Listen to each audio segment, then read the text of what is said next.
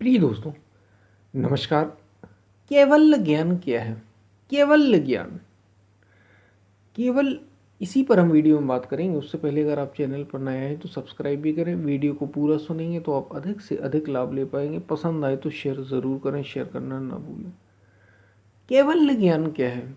केवल का अर्थ ही है केवल हो, जो स्वयं हो, जो अकेला हो, जिसके सिवा कोई दूसरा ना हो। केवल ज्ञान। महर्षि पतंजलि भी 4 पादों का उल्लेख करते हैं, जिनमें कैवल्य पाद अंतिम जो है, समाधि पाद, साधना पाद, विभूति पाद और कैवल्य पाद, यानी अंतिम अवस्था जो कहा गया वो कैवल्य ज्ञान, अंतिम कहा गया इसको। केवल का अर्थ क्या है? कैवल्य का अर्थ है यानी केवल जो सत्ता है, बस वो हो।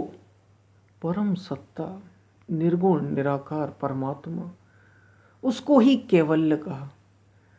जिसको संत कबीर ऐसे कह रहे हैं, प्रेम गली अति साकरी, जामे दो न समाए, जब मैं था तब हरि नहीं। दो नहीं रहते उसमें। कैवल्य का अर्थ ही है दो का भान, यानी मैं अलग और दूसरा कुछ भी अलग।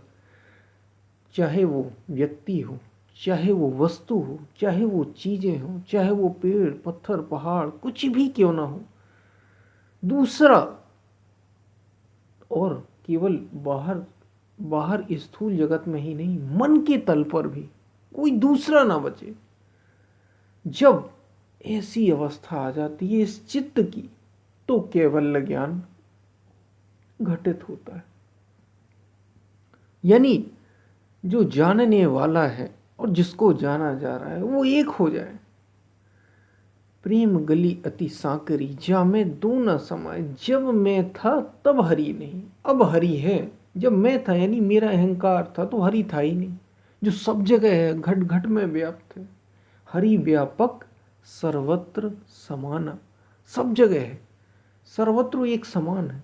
लेकिन मैं अपनी अलग, मेरी आइडेंटिटी थी, मेरी अलग अपनी पहचान थी। तो जब मैं था तो ये हरि नहीं था जो सर्वत्र है, मुझ में भी था, लेकिन मैं तो मैं से जोड़ा था, हरि से नहीं जोड़ा। अब हरि है, मैं ना आई, अब हरि है, अब वो आ गया, उससे जुड़ गया, मैं खत्म हो गया, मैं मिट ही गया।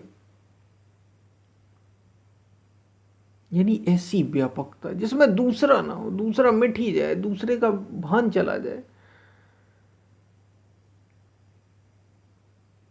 अद्वैत घटित हो जाए, पूर्णता घटित हो जाए, वो है केवल्य ज्ञान। उसी को केवल्य ज्ञान भी कहा। केवल्य ज्ञान अंतिम अवस्था, पूर्णता की बात।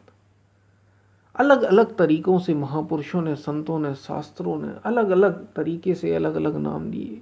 कुल मिलाकर बात इतनी है, जहां ध्याता ध्येय और ध्यान तीनों एक हो जाए, यानी दूसरे जैसा कोई अस्तित्व ना रहे, परम सत्ता ही मात्र हो, वही ब्रह्म, वही निर्गुण निराकार परमात्मा, बस वही केवल हो।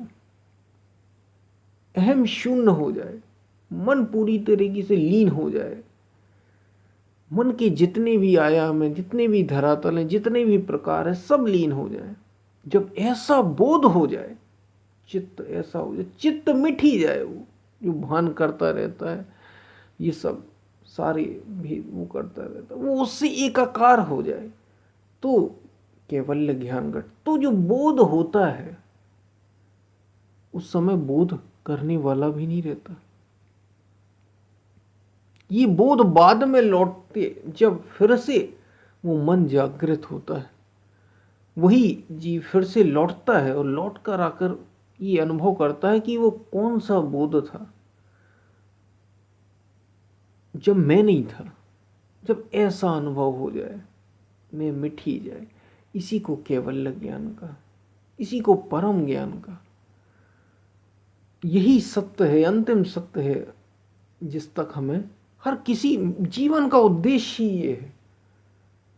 मानव जीवन का तो परम उद्देश्य ही है। और कोई जीव और कोई प्रकृति का, सजीव या निर्जीव, जीव वहाँ तक नहीं पहुँच सकता। उस सत्य तक केवल मनुष्य ही पहुँच सकता है। उसकी चेतना में ही वो शक्ति है। उसको ही प्रकृति ने वो उपहार दिया है कि वो ऐसे सत्य तक पहुँचे जिसे कैवल्य ज्ञान कहते हैं, जिससे आवागमन, जन्म मृत्यु का भय समाप्त हो जाता है।